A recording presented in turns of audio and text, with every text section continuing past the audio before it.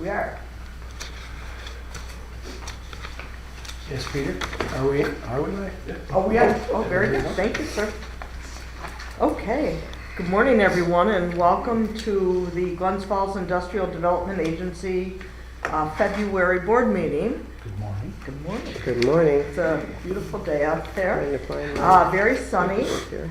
And thank you all for being here. It is rather cold though, and we have a quorum, but Tim Larson and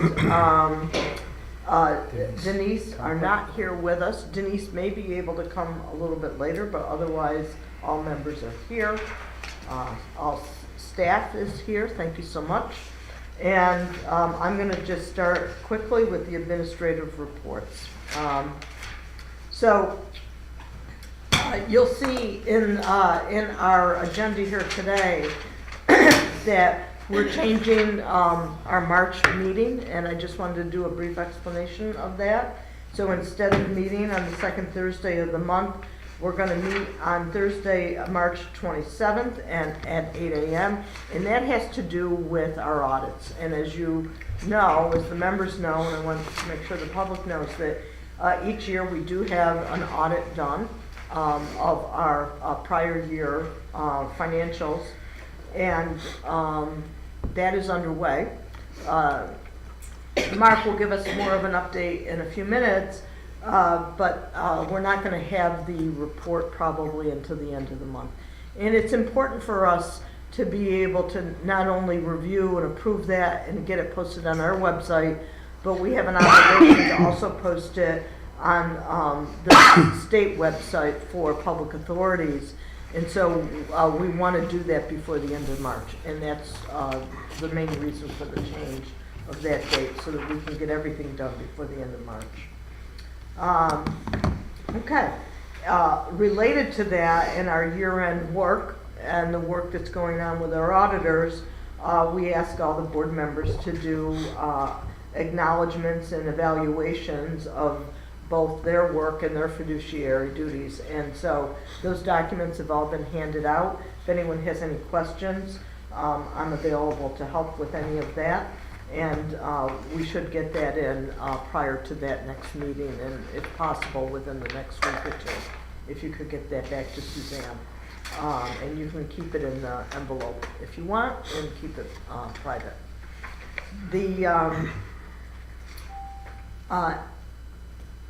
Let me turn it over to Jeff and see if you have anything you want to add. Yeah, just a couple report. quick things. As you know, we, meaning the IDA, had used Anderson Advisory and Jean Lapper and her partners at Seelig and Zaranda, have used them already. I believe the LDC is going to be using them for the first Correct. time.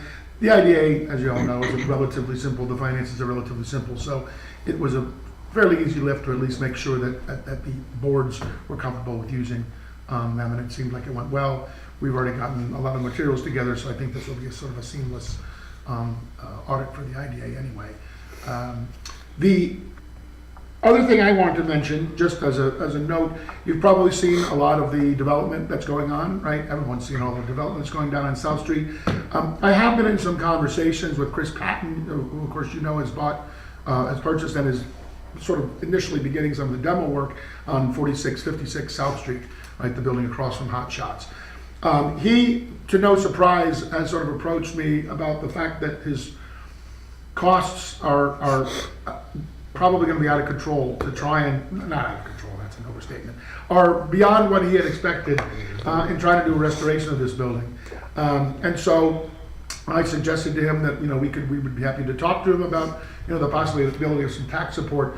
That building in particular, right, he's looking at 3 different structures right now, right? He's looking at that building, he's looking at tearing down and building up another building down at where the Rite Aid is at the end of South Street and Broad there, and then of course his project on Glen Street. The project on Glen Street is a fully residential building, and so for the purposes of the IDA to this point, we don't have an avenue to support him through any means we have, meaning the IDA.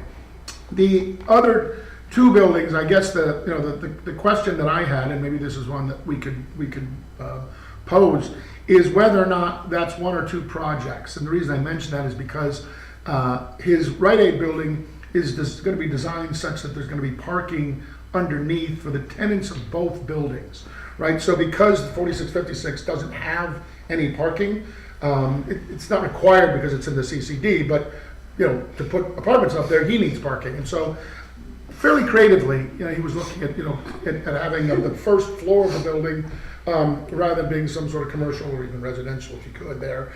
He was looking at having parking such that between the parking under the building and the parking around the building, he could provide parking for both structures. The question then becomes, does that fit the qualifications of being a commercial space or one project such that it could be, that whatever support the IDA could provide it for that as one project? Or would they have to be separated, segmented, and looked at separately? I believe if you looked at the Rite Aid building separately, there's no commercial space, right? You just have parking and then apartments. So that's something we could talk about. He wants to submit sort of an initial application or at least get some information together. I think it seems like, quite frankly, without looking at the numbers, that the South Street property is probably one that will need support. Why wouldn't he want to put offices or commercial on the first floor? Because he needs the parking for 4656. He needs additional parking to justify the apartments for both buildings. He's gonna do like the building behind your office, like our old office, where they Do it underground? not underground, Not underground. on the The first first floor. floor, essentially, And they do is it with parking. pillars, and they start the first residence Yeah. right above the cars. Because But in those offices, even the one that I'm in Saratoga, they still put 3 commercial spaces on the first floor, even though there's parking there. I don't know if the space is that big enough. He's got the, Yes. it's probably a little different. triangle. and he's also got, he's looking at having as many as 8 commercial spaces. I mean, if you look at the way that the 4656 is laid out, you could probably, make them flexible so you can have larger ones. But you could fit as many as 8. There's essentially, theoretically, 8 storefronts there. So the idea of being able to provide parking, at least for the residential, so that, street parking, other lot parking is not taken up for the commercial people, is sort of part of his thinking. So, the number of commercial spaces there is substantial. I think just in the one building.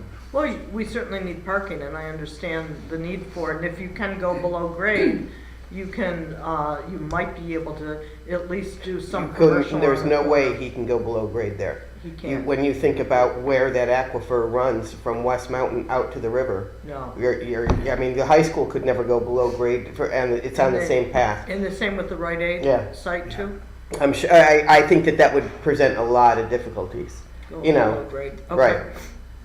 Yeah, and to be honest with you, notwithstanding, I know he's had a little bit of controversy surrounding him about trying to, looking at tearing down a couple of buildings or having them torn down. Tearing down historic buildings? Well, I can't tell you how many engineers though suggested that building should be torn down on South Well, Street. sure, it couldn't So, I be mean, the Or fact safe. that- maybe it Could hadn't not been be taken saved. care of. Correct, but Chris didn't own it. Oh, maybe the prior owners didn't take care of it. I got it. It's a good point. No, it is. Well, that, yeah, For Good. years. Who was the prior owner? Shabbat, right? It's, you're funny. It's in the public record. There you go. At any rate, the point is that, Shabbat. I think, quite frankly, I applaud him for, trying to restore that building. As I said, there were several engineers that when I talked to them, they said, Can't be done. you need to tear that building down. Now, other engineers have said it can be done, but it's expensive. These are the kinds of things I think when we're looking at, that if you want to maintain the historic integrity of a city like ours, and we do, then, they sometimes need this kind of support. So we'll see what the numbers bear out, but. Is that building, can you get historical tax credits for that Potentially, yes, and that's something we're looking at as well. The challenge you've got with that, and there are some modifications. I know Judy, you and I talked about this. The state is looking at maybe decoupling in the State of the State address. The governor Decoupling. suggested decoupling state and federal tax credits. Right now, you either get both of them or you get neither. Right. My experience in the last 4 or 5 years has shown me that most developers will tell you that the state is very reasonable to work with, and the federal government is very, very difficult to work with. So in many cases, the stipulations they have are either not doable for what they want to do to modify buildings, to change purpose, for instance, and this was a manufacturing facility, or they're more costly than the tax credits themselves, and so a net loss to the developer is not something they want to pursue. Just to give you one example, in Bonaccio's buildings on South Street, the 3 buildings, they had, I believe there were 7 or 8 lawyers involved, like maybe lawyers, different firms, several different firms. It was a long process. We all know that because much of the delay in getting these projects done was them needing the tax credits, but then having to go back and forth with the Park Service to do something that didn't cost them more for the tax credits than they were going to provide. So I mention this all just simply because it's very difficult for small local developers, and I think Glens Falls likes to encourage our local developers, we know who they are and what they do, to try and get these tax credits. It's just something that the cost tends to be more than the benefit. And, not that they're not good, but yeah, and Bonaccio was able to make it work for the South Street projects, but it took a long period of time, and it did cause quite a bit of a delay. There's another project that may not go forward that's on Maple correct. Street that needed the historic tax credits. And the state of New York would allow them to change the size of the windows, and the federal wouldn't. And so you weren't going to be able to make that residential housing because the windows are so small. Yeah, then they're 6 feet up, so you can't see out the windows. Can't It's see a out the warehouse. I windows. mean, so So the federal historic tax credits don't work with that property. If you were able to get that legislation passed and separate the two, then maybe it would work. But you're talking about waiting for the state legislature. right. Yeah, I think from a practical perspective, that's What, if the IDA considered the 2 properties, which was, I believe, your original consideration, if you considered them one project, what help could the IDA, are we talking about a loan? No, well, we're probably talking about a pilot and mortgage tax and sales tax abatements. And in that case, would we, in that process, wouldn't the owner of the property, the developer, need traditional bank backing? Mm-hmm. Okay. Yeah, they're not looking on, I think the idea, and I'm not sure whether I mentioned it or Chris mentioned it, but in the conversation we had, I had mentioned that the 3 buildings that Bonaccio was doing across the street are one project from the IDA's perspective. So they're aggregated. The real issue though is that unlike those 3 buildings, all of them have a commercial component. I get it. I just was trying to make sure Yes. because I had heard that wasn't what he was He is thinking. looking for traditional institutional financing. Well, that's great. And that would be incumbent on him to get that anyway. Great, I great. think from our perspective. So we're gonna wait and hear about how that goes, and then you're gonna bring back this thought in a second? Yeah, he's gonna bring me some numbers. I gave him an application to look at, so we'll get it before he submits anything official. I believe he was gonna try and come in last week. Of course, we canceled it, and he couldn't make today, but he was gonna try and come in just to talk about the project first. But I just wanna sort of alert people to where he is. I think it'd be helpful if he wants to do this, that he take a look at our application, and in particular, the budget part. Sure. And have him do at least a draft of that to give to you first to look at before we even meet, so we can see the numbers. Yeah, well, he moves very quickly in many cases, and I know, for instance, when we talked informally initially, the thought was, and as you know, he did the building on the corner of South and Elm there, where the Realized Brokers building is. That, and he did not ask for any support there. I think he was sort of thinking along the same lines. I can get this done, and once you get into the operating room, sometimes you see that there's some health problems you didn't realize.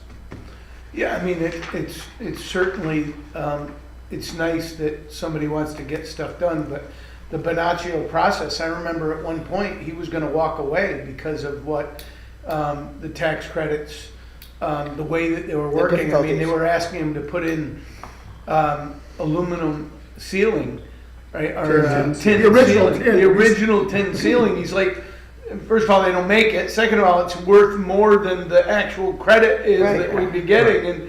And so, yeah, I mean, that, I don't, it's certainly worth looking at. I think the application alone is something that Chris needs to, I agree with Judy, start to throw down those numbers, because this is a long, tough process. And if that's a game that, or not a game, but a project he wants to, if he can handle that, I mean, God, you know, it's really difficult. Yeah. Right. Well, and to be honest with you, along the lines of what you were just saying, you know, Bonaccio at some point essentially said, but for the phase 2 project, right, the new construction project, they wouldn't be able to, they probably would have walked away from phase 1. Oh, there's no question. It was Right. only the ability of that, as we know, because they sort of linked the two ultimately. But, you know, he doesn't have another big new building he's going to construct that can subsidize this project. Right. You know, so anyway. So- Well, and there's been, look, there's a lot in the media that we have taken way too long, get these projects on South Street. And it'd be good to have Bonaccio come to the meeting and talk about some of this. But it's complicated and detailed, and not everybody understands why it's taken so long. But Absolutely. It's also easy to throw down a comment rather than go to the and time, take the time to understand Yeah. why there's been delay. Yeah. So, That's correct. Do you anticipate any more difficulty with Fed grants and programs, given the upheaval? And what a The short answer is, Yeah. has there been any? You've seen So I've anybody had having any some- issues? I've had Go ahead, sorry. he could also be talking to the state HCR about financing as well, and they may have something that would be helpful. You know, you might want to encourage him to go set up a meeting with Darren Scott or something like that too. Yeah, I mean, I think the real issue is he has an impatience that at the moment I share, only because, you know, there's construction going on down there. I think, you know, and there's the grumbling that we sort of anticipated would happen because there's so many things happening at one time, and there is some disruption. My personal thinking is that, you know, the ripping the Band-Aid off right now is, and having this all done as quickly as we can, Right. rather than sort of dragging these things out for years and years. Nothing wrong with your suggestion, but I think, and quite honestly, he's got a number of projects and they're all market rate, and that's what he's interested in looking at. And there's a need for that too, right? I mean, But some of what they do is market rate, and maybe he didn't fully understand the cost until he started to do some of the demolition, but it would have been good for him to have known those numbers Sure. before he started. Sure. Yeah, Well, that's just, I think we're all making the same point. Yep. He, you know, to fill out those applications would be another long process. And these don't take a short period of time, and that's his first, you know, God, the day after he made the planning board approved it, he came and, you know, I'm ready now. Ready. I'm like, Yeah. whoa, you know, Yeah. come on now. Yeah. So, I mean, I don't know, I hope we certainly can avail him to these processes, and he can either fill out some applications and provide information and join the slow process, or not. That's all up to him. It's certainly here, right? We'd love to see his application and a true budget, thing that he probably hasn't done that way if he didn't need to before, right? To be clear, our process is nowhere near as long as the Fed state process. No, To be clear. Right. We But could it's- move that, But it's right. certainly not this week. Correct. Right? It's not- Right, it's not exactly. Boom, right? And that's, I mean, I applaud him for that. I mean, that is his nature, you know, ready to start. Right. Oh, okay, Right. well, that's, I haven't experienced that at all in city government. right. You know, Well, I remember when they assume, said lickety split was 3 years for the LED streetlights. Remember, they said we've never seen a project happen this quickly. I was like, under what world is 3 years quick? I know. Right? I mean, wow. Under government right? world. Yeah, Under it government is, world. right? Under So, government, yeah. so that's, I mean, encourage him to fill out the applications. I agree. He should contact Darren Scott and other people. There's help out there for him Yeah. if he Middle-income is willing to housing. go through that long process. Well, and to his credit, while the iron is hot, he wants the splash. And while other services are being developed, is the time for him to get his done at a cheaper rate too. So he just wants to move. Let's not lose sight of the fact that this is, I've heard this from a number of developers, you know, in the wake of the election and the potential imposition of tariffs. His costs may go up here in 3 months or 6 months. His costs So I mean, will he's go up. very nervous, and justifiably so, you know, about, you know, you don't know what was gonna happen Right. 4 months ago. But Metals there's are issues already, there. so, yeah. You know, Yep. We're all true. But to get back to your question, which I think we were going to get opinion answers on, what effect on us and our clientele do you think the current political structure is bringing? there are some, the city, from the IDA's perspective, I don't see anything other than, as I said, the possibility that projects are gonna become more costly if steel costs go up and whatever. You know, we've been looking, the mayor had asked us a while back, you know, to look at other projects that the city is doing that may be impacted by this. I've got a couple of federal grant applications in, one with the EPA, for instance, for the Brownfield Assessment Right. Grant that was submitted in November, or September. Another for a sort of a planning study for a possible transit center hub that we just submitted at the end of January. And the guidelines for which we had to modify at the last minute, pretty substantially within the last week. This was issued in November 1st, due to the end of January. January 24th, we were given all the changes we had to make to our application. So we did those, but you know, how is that going to be impacted by changes? I don't know. Pat, I don't know. if you And have yeah, any- from my office, it's less complicated than that, but certainly less clear.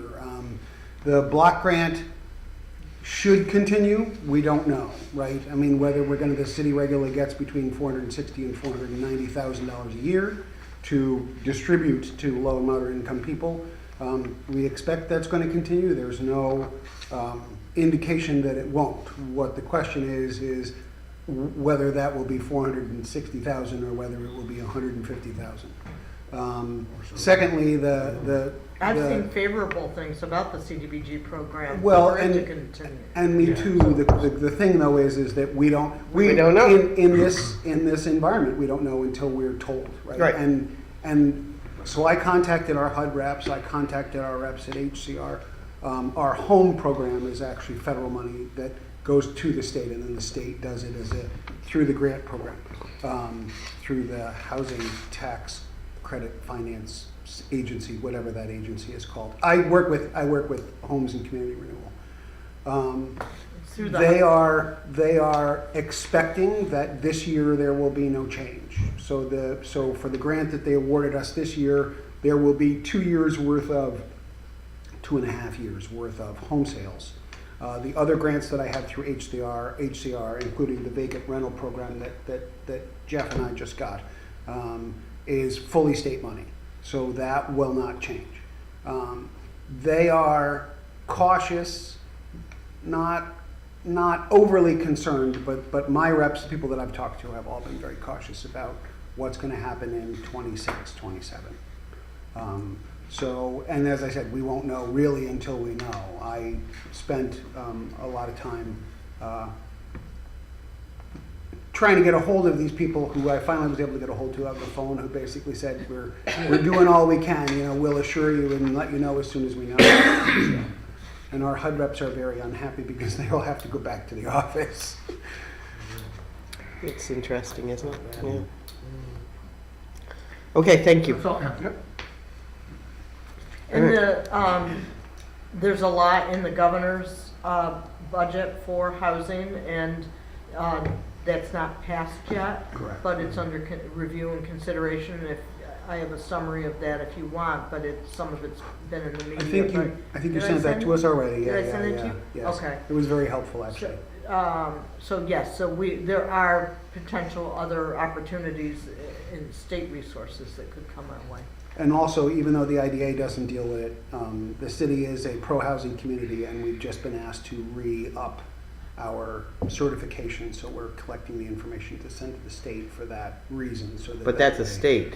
It is, but some of those programs are also initially Yeah. federally funded to the state. Right. And you probably know better how that works. All I know is that the federal government, provides that funding, and then the state government distribute. Yeah, It- it's it- like Medicaid. Yeah, it's similar to what you're reading in the news, that they're saying that it's great to have these federal funds, but don't have the feds administer it, let the states administer it. That's how home works.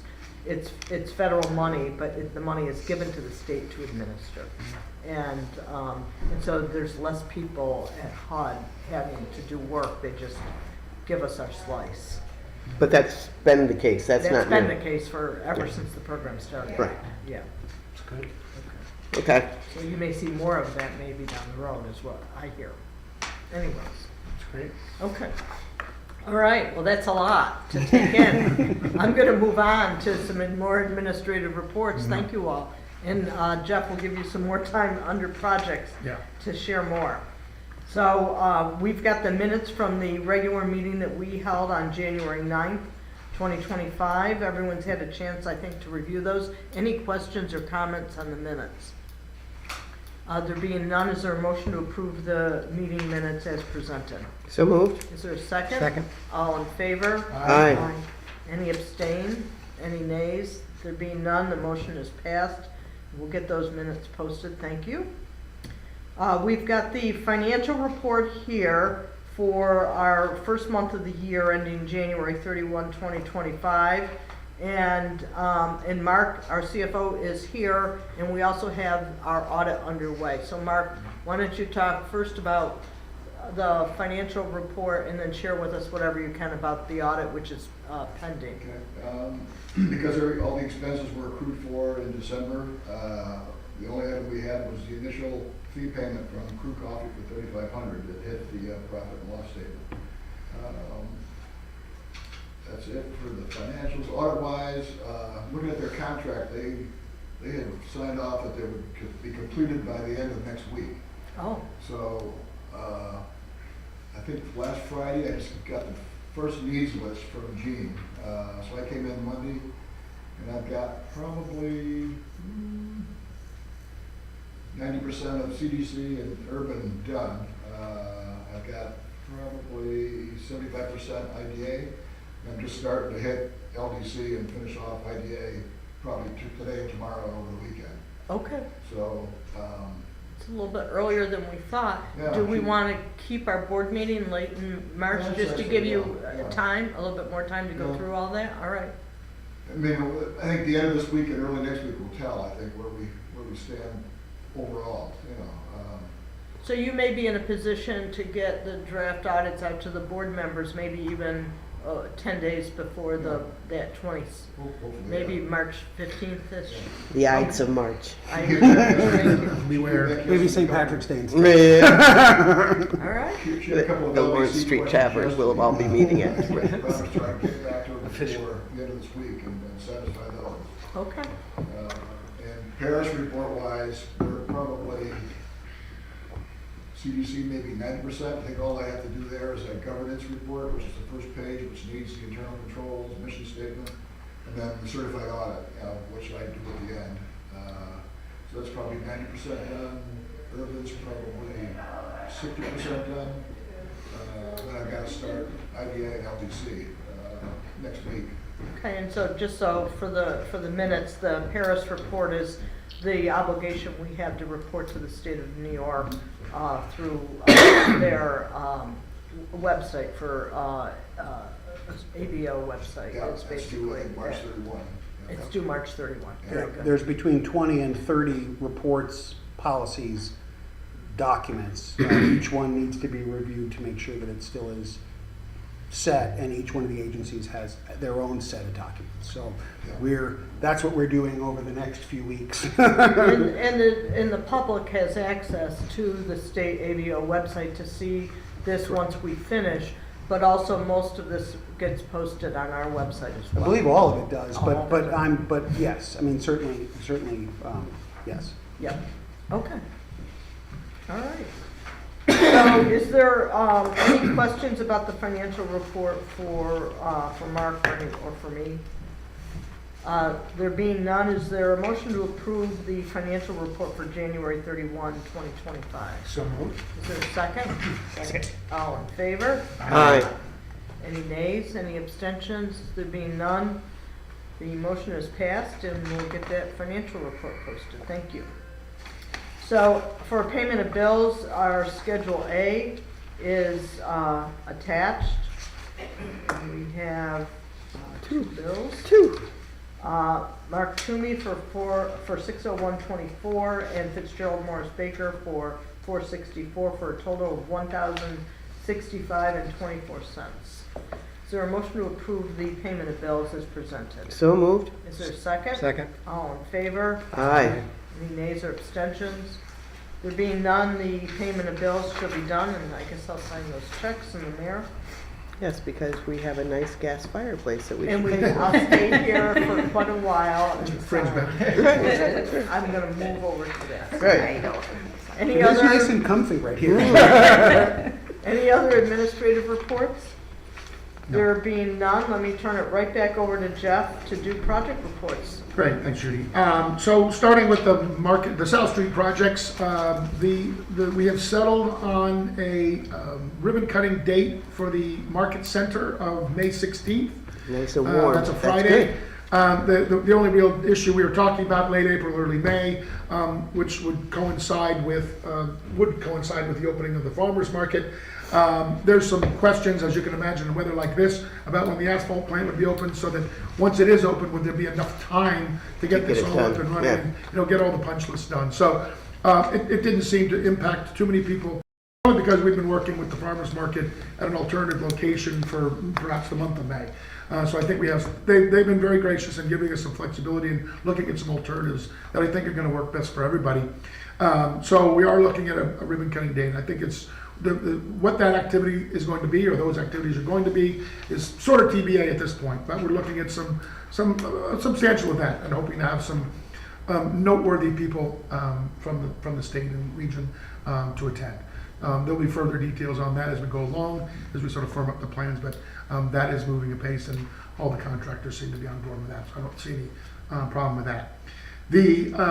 Along the lines of that, Market Square, Bonaccio is still sort of being held by HCR for their financing. For some reason, they're now sort of overlapping their application for the next overlapping their application for the next phase with their approvals for this phase. Maybe there's some information we can find out, Judy, and report back, hopefully by the time our next meeting comes. For that project or in general? In general. Apparently, there were a few projects that had gone back looking for some additional support or modified support or something, and something like 7 projects that were funded in the last round. It shouldn't hold up a closing on a project that was fully funded, though, and the one on South Street for Bonaccio was fully funded. Yeah, well, apparently, according to my information from Bonaccio, none of the projects in their round have closed yet. Yes, I agree. That's the same. Mine Yeah. have not either. Yeah, so it's So all you're saying is that's wrong. Yeah. yeah, I don't understand. Right. right. So at any rate, that has not kept them from moving forward with phase 1. Of course, the adjacent buildings. So they're doing a lot of interior work now, obviously, given the weather. If you go by there, you might see that, for instance, the common walls are still undone. They're just waiting for the weather to turn for that as well. My understanding is that the aesthetics of that won't impact the date we're talking about in May. So hopefully we'll be moving forward Do with that. you know if at some point Elm Street will open completely, on that side of Elm will? At some point, yes. But not in the near future? They need Not in that? the near future. Okay, they need that, okay. Yeah. So I just thought maybe once on the existing buildings, I thought maybe once the exterior work ended and they were just doing interior, I thought maybe that road would. We're going to have some discussions with them. I've been talking to them. One of the issues that we have with that is that, as you might recall, sort of tangential to this body, but there's streetscaping that's got to be done once all that is finished. Yeah. And so once we get to that point, we might well have to reclose if we hadn't opened it back up at some point. So is it possible that we can sort of cadence the completion of the work, exterior, interior, whatever, that they're doing on both sides of the street, along with, of course, the new building? I think the real concern we have is, especially given cadence of these two projects, right? If this other project is now being pushed back and thus will be completed much later, it also impacts Elm Street. Well, I don't know that they could justify keeping the street closed, going across the entire street once phase 1 is completed and phase 2 is not. There may be some impact similar to what Chris Patton's doing along the side of the street where, let's say, they're constructing the Elm Street side of phase 2. But I don't think, so that's going to be a real question, is when can we get that block of Elm Street open partially or in whole? Okay, very good. And I think, and I mentioned, I don't know, Mayor, if you want to mention, that we're looking at having a DRI update meeting, 2 meetings actually, on March 5th and 6th. That's March the 5th. evening of March 5th and the morning of March 6th. Same meeting, but for those who can make, can't make both. Not that they would want to make both of them in the same meeting, but gives it's people an not part option, 1 and part 2, depending on it's what 2 part time ones. is. And then we're going to basically cover, the sort of an update of the DRI in general, looking at some of the individual projects that are still being completed, and the impact that this project has had overall on the downtown area. And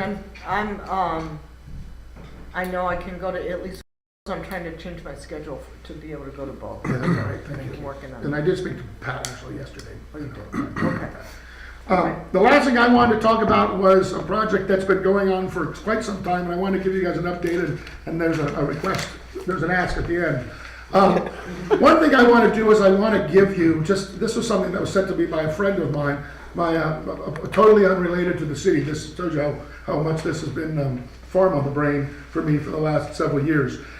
This is just an article that was in the BBC posted this in the end of last month.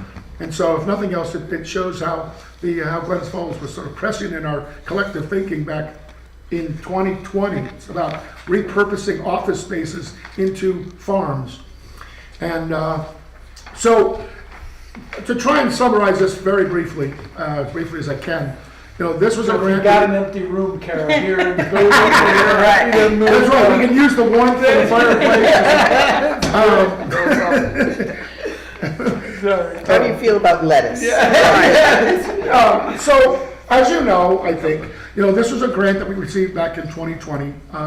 It was modified because this was in the midst of the COVID shutdown. We both the funding was modified to make it smaller, and our sort of premise of the project, because we were talking at the time, we were actually looking at maybe the possibility of doing something like this in the incubator building back Yep. when we first got this. We then started looking at this possibility in 2020 when the whole city shut down. Could we repurpose, spaces for, building farms? Well, we ended up with a space, of course, above pharmacy. It's been several years. We were very fortunate, I think, in the end, through either luck or hard work, or maybe a combination of both, that the project, which has now been completed from the city's perspective, right? And the city was merely the grantee here because we had to be the grant. These grants, the Smart Cities Innovation Technology Partnership, required municipalities to be one of the partners as the municipal test bed for the project. It was an ESD grant, so in theory, it's designed to sort of create sort of commercial opportunities. Mayor Hall at the time and the Sustainability Committee, or the Special Projects Committee, I believe it was at the time, Councilman Collins, Clark, and Palmer, I believe was the It three was. men, sort of supported this project. We got the grant. We provided some, the city was on the hook for the matching funds. We were fortunate, I guess, in the wake of COVID to be able to use ARPA funds to try and create that match. So what's happened is we've essentially completed the project, and I'm going to give you, in addition to that article, which you can read at your leisure, these are just a couple of pictures I Are got we recently. mentioned in this article? No, we are not mentioned, that's all. But if you go and do a search for Glens Falls Indoor Farm, you will find about a dozen different articles. The Times Union has been contacting us because they want to come and do a follow-up story to a story they did in 2022 to say, how's the farm going? And we go, it's going. The challenge we have now is how to transition this to some sort of private ownership. Along those lines, because essentially the grant is complete, right? Looks like The it, project is completed. You can see from these photos, that's some basil and some arugula starting there. It's operational. That's We're basic. providing some That's it. produce right now. George is, cutting it and providing it to a couple restaurants, Mint, Pharmacy, Radici, talk to the town. I think there's one other one. So but we're not really selling at this point. It's one of the problems is that the city is not really set up to run a commercial operation. We always knew that. So what we're looking to do now is to incorporate this. You may be familiar with, if you know Jim Sepon and follow what he's doing at EDC, they're working with Startup ADK, which is an offshoot of City Adirondack, which a project to sort of work on what they call a reverse incubator. And unlike sort of traditional business, rather than, in this case, you provide evidence of a potential business, and then essentially you solicit proposals to operate it, right?